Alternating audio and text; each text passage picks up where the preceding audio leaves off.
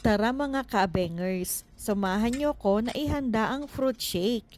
Meron 3 prutas ang ginamit ko at ito ay ang strawberry, grapes at banana. Siyempre, alam niyo ba mga ka-abengers ang strawberry? Sinamantala ko lang ang pagbili nito kasi pag hindi panahon ng prutas na ito, talaga naman pong very dear ang presyo na isang pack ay umaabot ng 6.99. At dahil pagpasok ko pa lang ng grocery, ito agad ang naispatan ng aking mga mata. Abay, di na nagdalawang isip ang lola nyo. Grab agad. Alam nyo ba kung magkano? 4.99 for 2 pack. O di ba ang saya? Dahil nakatipid at minsan pa nga ay nagti-3.99 for 2 pa ito.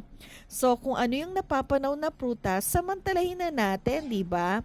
At syempre yung grapes, pag bumibili ako niyan, basta seedless at kung ano yung mas mababa ang presyo. Mapa-green man yan, mapa-red or black grapes. Pero syempre, dun nga tayo sa lower price, di ba? At ang star for all seasons para sa akin. Syempre, gets nyo na kung ano yung prutas na ito.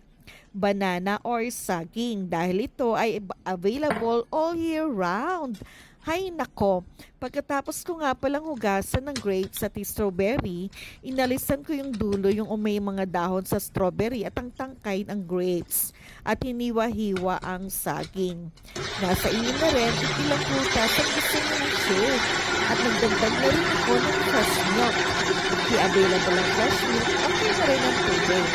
Siyempre, para ma-achieve natin ang fruit shake natin, need ng machine. Matagal-tagal na rin ang machine na yan eh. Nabili ko lang ito online. So, ayan, tapos na at okay na.